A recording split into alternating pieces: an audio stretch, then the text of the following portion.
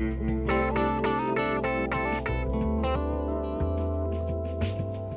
ladies and gentlemen, today is February 22nd, 2017. I wanted to bring up this thing that was on the Alex Jones show yesterday with former Congressman Curt Weldon. I put up a Twitter on that, but I think this is a very significant development. Background information: Curt Weldon was very much involved in getting information on the corruption in the Clintons and in the government. All kinds of things that were happening, and I won't go into all the details here. You can go look it up yourself.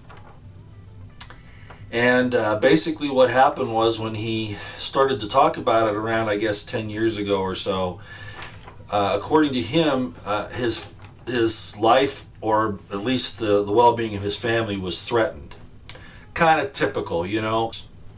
Well, seeing what the fake stream media and elements of the government, and again, I don't believe in rogue elements of the CIA. The CIA is the problem, and as I said in a couple of videos now, I'm really getting tired of hearing about, you know, it's just a rogue element of the CIA. Those people wouldn't get away with that unless people in the upper echelons were behind it. So, and anyway, I'm really wondering if Pompeo is going to be able to do anything about that. I really still think it's going to take a military takeover of the CIA to even begin to try to fix that.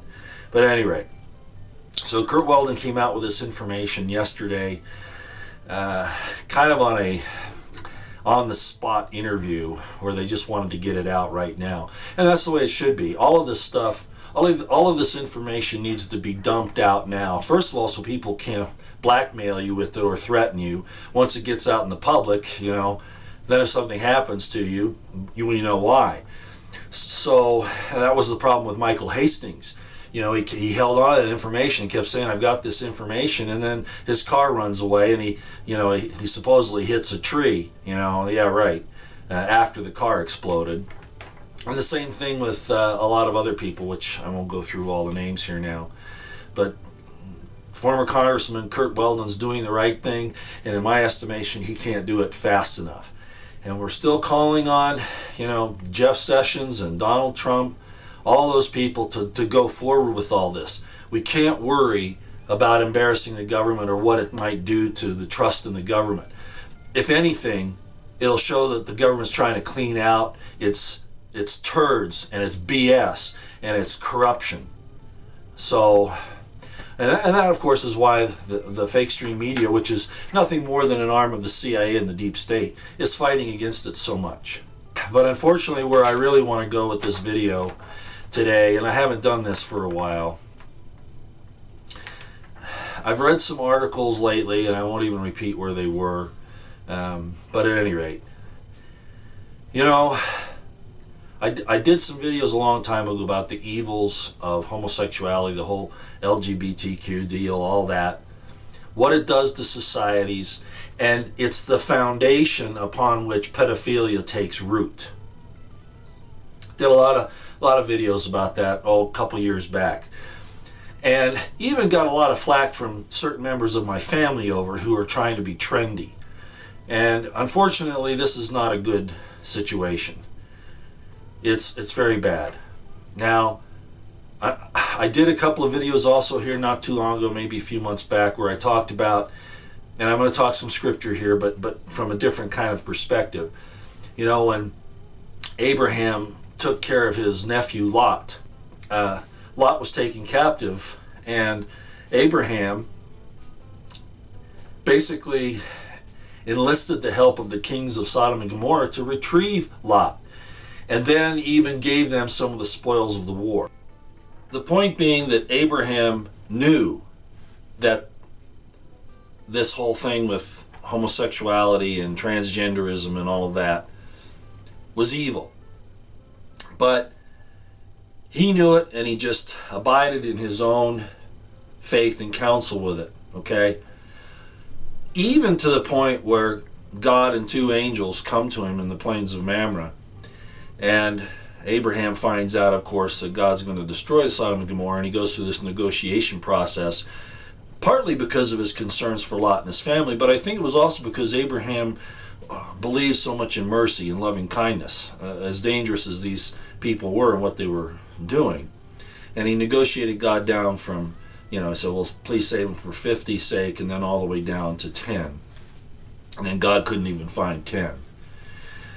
The point that I'm making here is that it's one thing to recognize that this, and I'm going to call it what it is, okay, this perversion, this deviance in society, in the male-female relationship, is tolerated. And I know about, first you're angry, and then you accept, and then you tolerate, and then you that whole step process where then you embrace. Okay, I know that, and that's kind of why I'm concerned about this. So we've had even Donald Trump embracing the LGBT community in such a way that it's, I think, again, we're talking too much about material wealth and military strength.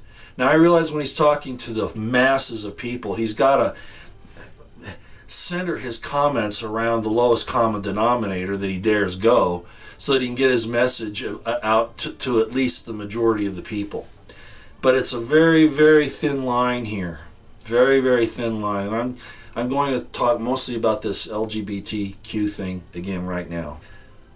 So where it needs to be is that we recognize it's there, but we don't embolden it, we don't celebrate it, we don't embrace it, we don't push it. And anybody who does, we should look at them and say, hey, you're out of bounds here. And with the fake stream media and the deep state and the CIA, they're actually using it as a weapon against God's creation. Now, I'm going to hear all kinds of arguments one way or another, but I'm not going to give them voice here. I mean, you guys can argue about it in the comments section if you want. You can call me names, homophobic, all those things. I don't really care, and I don't think most of you will do that. There's always a few, especially the ones that always give me a thumbs down, the guys that watch me all the time, whatever, to make sure that they get their little licks in before people start getting their comments up. But at either rate, I'm really worried that this thing is a problem, and this is Lucifer's, I'm just going to say it, and again, this is Lucifer's secret weapon. The degrading of human sexuality into this LGBTQ, TQ, whatever, sorry. That whole thing is a degrading, is a depredation of what we're supposed to be. Milo admitted it himself, and of course a lot of this came out with Milo, right? He said he was kind of brought into this by being raped at 13, all right? Well, there are a lot of people that were raped as youngsters and didn't go that way. I'm not certain that there weren't some other factors involved, but that's not really for me to judge. Just like Abraham didn't. I'm going to leave that to God. But what Abraham didn't do, and what we cannot do, is glorify it, embolden it, push it out there as something that's normal and desirable. We've got to stop doing that, and we need to hold out as enemies those who promote those things. Well, gee, that might include Donald Trump and Mike Pence. They need to repent off of this, okay? It's one of those things, Like I say, we got to watch Donald Trump. It's probably a political move, but you can't overdo this. Saying that they have a right to live, work, fine, that's fine. But we shouldn't be holding rainbow flags. That's almost as bad as painting the White House like Obama did in the LGBT colors with those lights. We can't be doing that, because then we're sending contrary messages. Okay, we can't do that. We've got to stop it. Now, going back to Milo, I'd heard about it, but I hadn't seen it. Mark Dice had a comment on it on Twitter, and he probably also does on his website, with Milo bathing in pig blood. Ladies and gentlemen,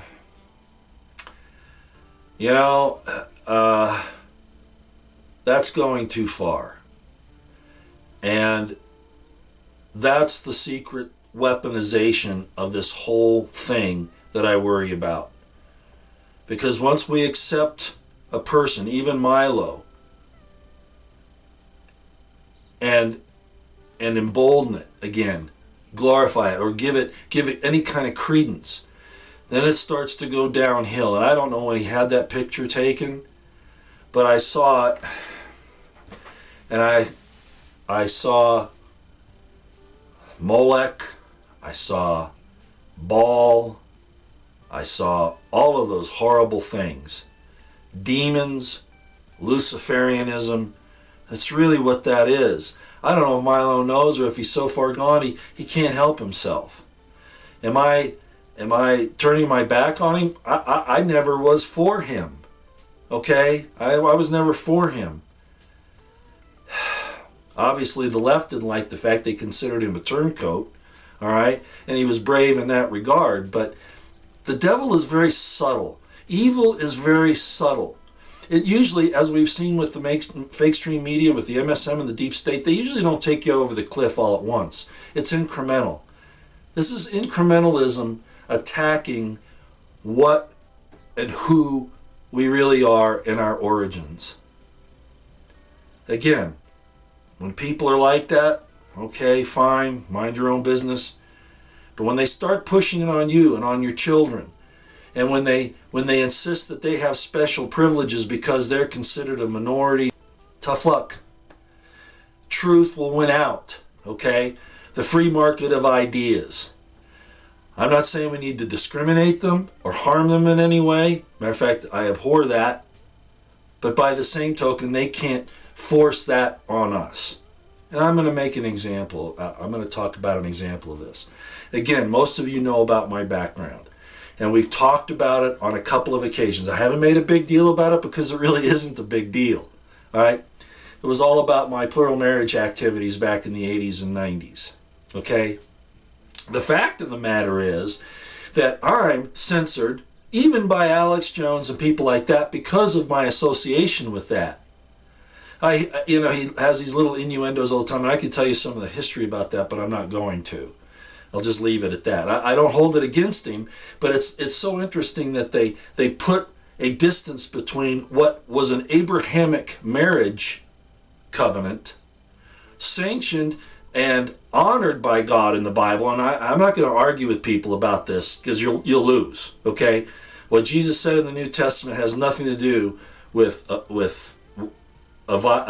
putting down what Abraham, David, Gideon, all those guys did. Okay, when you talk about women's rights and all that, yeah, women should be able to marry who they want. Okay, but my point is this: we'll put down that. Some of the most sacred marriage covenants in the Bible, we'll put that down. And yet, the very thing that's called disgusting by that same Bible, we elevate to a point where we're supposed to protect these people above and beyond normality. It will destroy us. If we allow this secret weapon of Lucifer's, which is tied into pedophilia, if we allow it to become glorified, trendy, advertised, pushed, it's going to bring us down, ladies and gentlemen, no matter how good everywhere else we do. Economics, politics, defense, rights, restoring the Constitution and all that. It's a secret weapon. Subtle. The serpent is the most subtle beast of the field. Lucifer tells you 99 true things to get that one thing into you. I'm not sure that I want to do this anymore. I'm so disgusted with the way things are going. I'm not sure that more voices out there are really going to help. I really don't know if that's true. I'm almost feeling like maybe it's time to get out of the way as best we can.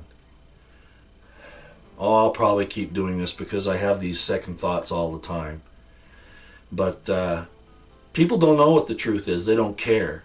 Truth is what they say it is, right? And you could say, well, that's what you're doing, Roy. Look, Jesus never said, I believe. He never said, I think. He said, it is written. That's why I say what I do, because it is written. It's not what I think. It's not what I believe. It is written. And that's always how I will address these issues.